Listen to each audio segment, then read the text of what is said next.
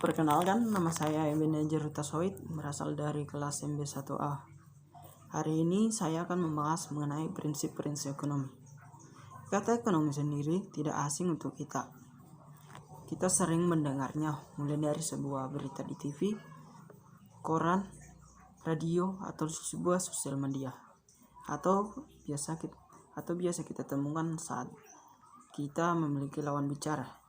Jika seseorang ditanya mengenai ekonomi, maka yang terlintas pertama di benak kita adalah sebuah masalah. Masalah ekonomi merupakan masalah yang timbul saat keinginan dan kebutuhan bertemu dengan sumber daya yang terbatas. Sebagai contoh yang sering kita alami adalah masalah mengenai uang jajan atau uang bulanan dari orang tua kita. Jika kita tidak bisa menggunakan uang bulanan secara optimal dalam sebulan itu, atau kita akan mengalami sebuah kekurangan, maka yang terjadi pada kita adalah sebuah masalah. Dan contoh misalnya yang kedua adalah tentang kelangkaan beras di Indonesia. Misalnya, karena beras adalah kebutuhan pokok kita, maka kebutuhan kita akan beras yang tidak seimbang dengan sumber daya yang dimiliki ini tentu akan menimbulkan sebuah kelangkaan. Slide pertama, ekonomi. Ekonomi berasal dari bahasa Yunani, yaitu oikos dan nomos. Oikos sendiri yang berarti adalah rumah tangga atau keluarga, dan nomos yang berarti aturan, peraturan, hukum, atau istilah lain. Atau istilah lainnya adalah one who manage a household, atau pengelola rumah tangga. Kenapa ekonomi berhubungan erat dengan rumah tangga? Karena masalah rumah tangga sangat erat dengan masalah ekonomi. Dalam bidang ini, rumah tangga adalah contoh ekonomi mikro.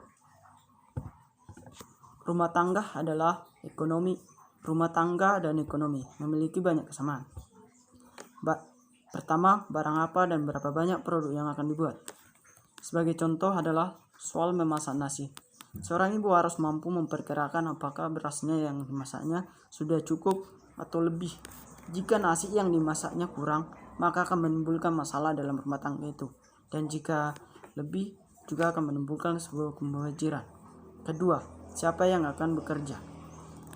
Siapa yang akan bekerja di sini dimasukkan supaya pembagian tugas telah disusun. Misalnya, ayah mencari nafkah sementara ibu mengurus anak-anaknya. Tiga, sumber daya apa yang akan digunakan dalam produksi itu? Sumber daya maksudnya adalah apa yang digunakan agar proses produksi tetap berjalan terus-menerus. Keempat, pada tingkat harga berapa produk itu akan dijual.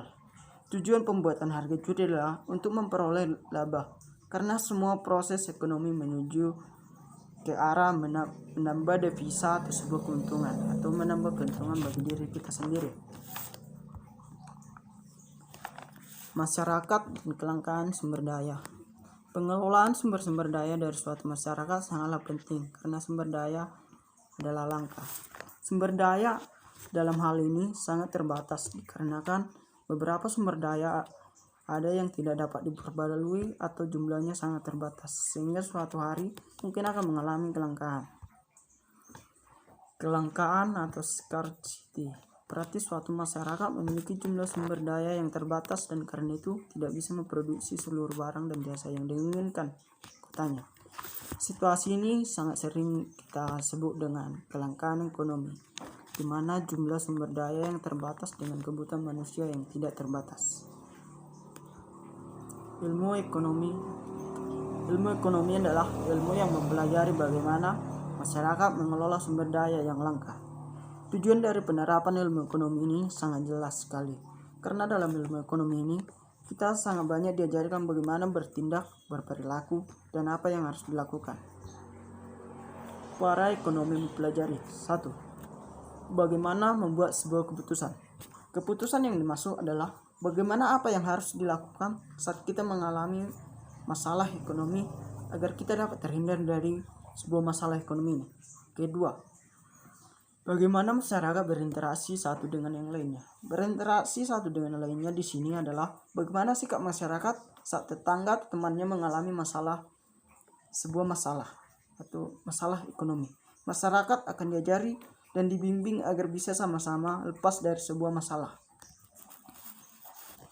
Ketiga, beragam kekuatan dan tren yang berpengaruh perekonomian secara keseluruhan. Tren yang biasa kita sebut dengan viral merupakan dampak yang sangat besar bagi masyarakat karena kekuatan ini sangat besar mempengaruhi sumber daya alam yang terbatas.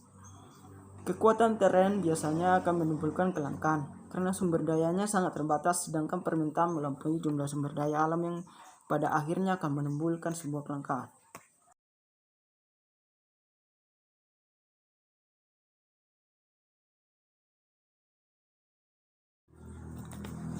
10 prinsip ekonomi.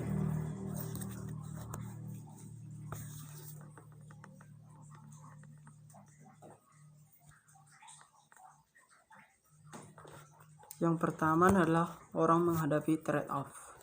Trade-off atau tarik ulung adalah suatu kondisi di mana kita harus memutuskan membuat keputusan di mana keputusan ini nantinya akan memiliki konsekuensi ke depannya. Sebagai contoh, makanan versus pakaian. Makanan akan memiliki kegunaan untuk mengenyangkan kita atau membuat kita tidak kelaparan. Sedangkan pakaian akan membuat badan kita tidak kedinginan atau terlindung dari debu atau kotoran. Ketika kita memilih makanan, maka konsekuensinya adalah kita tidak akan mendapatkan manfaat dari sebuah pakaian, atau sebaliknya ketika kita mendapatkan pakaian maka kita akan kelaparan. Kedua adalah leisure time versus work atau waktu senggang atau versus bekerja. Waktu senggang akan memberikan kita sebuah kerelaksan atas ketidakadanya sebuah beban pikiran.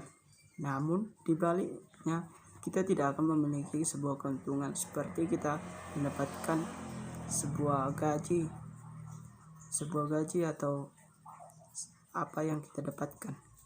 Sedangkan ketika kita bekerja, maka kita akan mendapatkan sebuah penghasilan yang nantinya ini akan menjadi pemenuh kebutuhan kita untuk melanjutkan hidup. Ketiga, efisiensi dan equity. Membuat keputusan menghadapkan kita pada pertukaran atau trade-off, merelakan sesuatu untuk sebuah tujuan. Efisiensi berarti masyarakat mendapatkan manfaat dan optimal atas penggunaan sumber daya yang langka. Sedangkan equity berarti manfaat dari sumber-sumber daya tersebut didistribusikan secara adil di antara anggota masyarakat. 2. Biaya adalah apa yang Anda korbankan untuk mendapatkan sesuatu.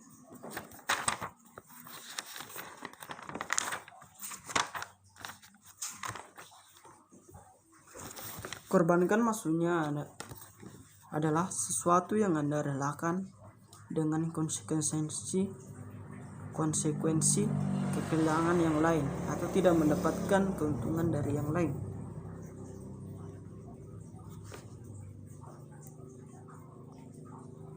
Biaya kesempatan atau opportunity cost dari sesuatu adalah hal-hal yang Anda korbankan untuk mendapatkannya.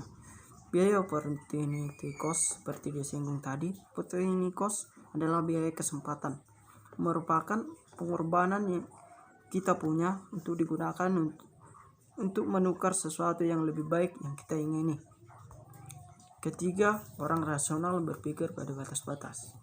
Perubahan marginal atau marginal change jelaskan adalah penyesuaian terhadap suatu rencana kerja yang sudah ada sebelumnya. Orang membuat keputusan dengan cara membandingkan keuntungan marginal dan biaya marginal. Perubahan marginal adalah perubahan kecil secara bertahap dan pelaksanaan suatu rencana. Sedangkan untuk biaya marginal adalah peningkatan biaya total yang berasal dari produksi satu output produksi. Keempat, orang tanggap terhadap efisiensi. Perubahan marginal dalam cost dan benefit memotivasi orang untuk meresponnya. Artinya, kita tanggap terhadap intensif. Intensif adalah tindakan mewujudkan atau membuat sesuatu motivasi dan menyebarkannya secara massal. Sebagai contoh, intensif individu Insentif individu biasanya diberikan kepada seorang pegawai atas kerja kerasnya atau membawa nama sebuah perusahaan menjadi lebih terkenal. Biasanya insentif individu ini nantinya akan diberikan jabatan yang lebih tinggi dari jabatan yang sebelumnya. Sebagai contoh adalah bintang bola basket Al Lakers memilih untuk tidak kuliah dan bergabung dengan NBA ketika lulus SMA dengan nilai kontrak 10 juta. 5. Perdagangan menguntungkan semua pihak. Perdagangan antara dua negara akan menguntungkan keduanya. Sebab perdagangan antara dua negara, baik itu impor maupun ekspor, selalu memberikan keuntungan kepada kedua belah pihak, di mana pihak yang satu memperoleh laba dan yang satu lagi memperoleh barang yang dibutuhkan. 2. Competition result in gain from trading. Competition result in gain from trading atau persaingan menghasilkan keuntungan perdagangan. 3. Perdagangan menyebabkan orang negara berspesialisasi dalam keahlian mereka. Berspesialisasi atau juga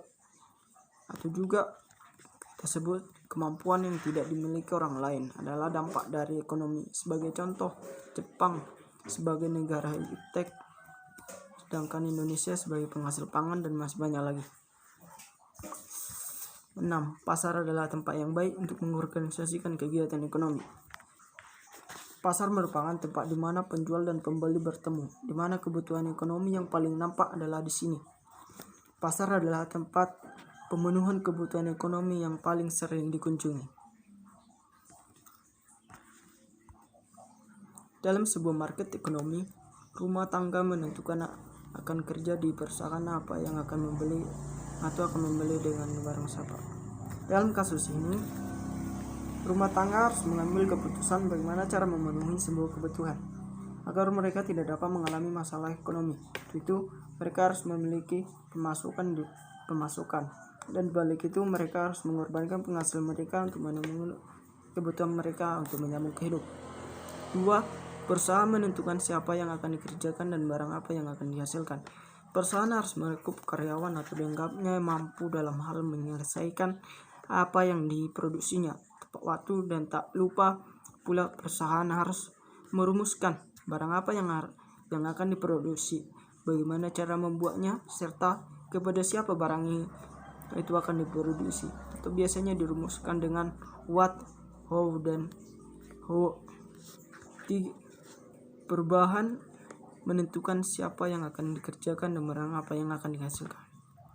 3. Adam Smith pernah merumuskan pengamatan bahwa semua rumah tangga dan perusahaan berinteraksi di pasar bertindak seolah-olah dibimbing oleh invisible hand atau tangan tidak terlihat. Invisible hand atau tangan tidak terlihat dalam rumusan Adam Smith menjelaskan tentang interaksi yang ada di pasar. Di pasar yang dapat kita temukan hanyalah penjual dan sebuah pembeli. Kita tidak melihat adanya seorang pemimpin atau penguasa yang bertindak di sana. Namun, semuanya terlihat mempunyai tugasnya masing-masing dan mengerjakannya dengan baik, serta sangat teratur. Seperti semut yang bekerja tanpa adanya sebuah pemimpin, sama juga dengan pasar yang kita kenal. 4. Harga adalah alat yang digunakan oleh tangan tak nampak ini untuk mengatur kegiatan ekonomi. Dalam sebuah pasar, menjadi pengaturnya adalah harga barang itu sendiri. Karena tujuan utama dari sebuah kegiatan di pasar adalah menguntungkan semua orang. Harga adalah patokan yang menjadi tujuan dari seorang masuk dalam organisasi pasar. Penjual yang menjadi inti dalam sebuah pasar harus mampu memperkirakan beban semua biaya yang telah dikeluarkan dan berapa barang itu harus dijual. Karena rumah tangga dan perusahaan mempertimbangkan harga saat mengambil keputusan untuk membeli dan menjual, tanpa sadar mereka memperhitungkan manfaat dan biaya dari tindakan mereka secara sosial. Rumah tangga atau perusahaan harus mampu berpikir selangkah ke depan, karena apa yang menjadi keputusan nanti akan mempengaruhi kehidupannya ke depan. Seperti perusahaan, dia harus menentukan harga jual produk yang diproduksinya dengan cara mempertimbangkan beban yang telah dikeluarkannya. untuk memproduksi suatu barang, mulai dari produksi, pengemasan, dan pemasaran, agar perusahaan mendapatkan laba dan terhindar dari kebangkrutan. Sementara rumah tangga harus memikirkan manfaat dari barang yang dibelinya nanti agar dapat memenuhi kebutuhannya. Hasilnya, harga-harga yang memandu para pengambil keputusan ini untuk mencapai hasil-hasil yang dalam banyak kasus memaksimalkan kesejahteraan masyarakat secara keseluruhan. Seperti disinggung tadi, pengambilan keputusan harga-harga akan membawa banyak manfaat bagi penjual maupun pembeli itu sendiri. 7. Pemerintah terkadang mampu meningkatkan hasil-hasil dari pasar. Ketika terjadi kegagalan pasar atau market failure, pemerintah dapat lakukan intervensi di bidang ekonomi, yaitu mendukung efisiensi atau equity. Intervensi adalah sebuah istilah dalam dunia politik, di mana ada negara yang mencampuri urusan dengan negara lainnya yang jelas bukan urusannya. Market failure terjadi ketika pasar gagal mengalokasikan sumber dayanya secara efisien dan kekuatan sendiri. Salah satu penyebab kegagalan pasar adalah externality, dampak tindakan seorang atau perusahaan terhadap kegiatan orang lain. Contoh biaya eksternal adalah polisi. Externality atau eksternalitas adalah dampak tindakan seseorang atau suatu pihak terhadap kesejahteraan kondisi pihak lain. Kegagalan pasar juga dapat disebabkan oleh kekuasaan pasar atau market power, yaitu kemampuan sekelompok orang untuk mengatur harga-harga di pasar. 8. Standar hidup suatu negara bergantung pada kemampuannya menghasilkan barang dan jasa. Ini disebabkan karena suatu negara membutuhkan biaya agar mampu menyelesaikan masalah dalam perekonomian. Standard of living dapat diukur dalam hal perbedaan perbandingan pendapatan perorangan dan pendapatan kapital. Pendapatan per kapita adalah besarnya pendapatan rata-rata semua penduduk di suatu negara dengan cara membagi pendapatan penduduk secara nasional dengan jumlah penduduk secara keseluruhan di suatu negara. Pendapatan nilai total produksi PDB. Hampir semua variasi antara standar hidup dapat dikaitkan dengan perbedaan produktivitas atau produktivisi. 9. Harga-harga meningkat jika pemerintah mencetak uang terlalu banyak. Inflation adalah peningkatan harga secara keseluruhan dalam suatu perekonomian. Salah satu penyebab inflasi adalah pertumbuhan jumlah uang. Ketika pemerintah mencetak uang dalam jumlah yang besar, nilai uang itu sendiri akan turun. Inflasi adalah kemerosotan nilai uang akibat banyaknya uang yang beredar. Salah satu penyebab inflasi adalah pertumbuhan jumlah uang. Pertumbuhan nilai uang adalah semakin mahalnya barang di pasar sehingga membuat nilai intrinsik uang menurun. Nilai intrinsik adalah nilai tukar yang ada dalam uang itu. Jika suatu barang menjadi mahal, maka nilai akan berkurang. Sementara jika harga pasar mulai menurun, maka akan meningkatkan nilai intrinsik uang itu sendiri. 2. Ketika pemerintah mencetak uang yang dalam jumlah yang besar, nilainya uang itu akan turun.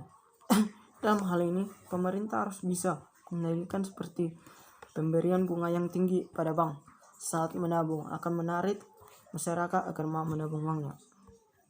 10. Masyarakat menghadapi trade-off jangka pendek antara inflasi dan pengangguran. Trade-off atau tarik gulung sangat sering terjadi saat inflasi, baik perusahaan maupun pemerintah.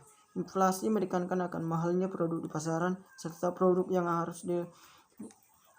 produksi yang harus dilaksanakan secara terus-menerus. Di saat ini, perusahaan akan mengurangi karyawan yang akan membuat karyawannya akan mengalami pengangguran.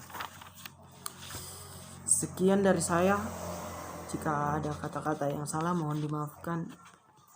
Terima kasih.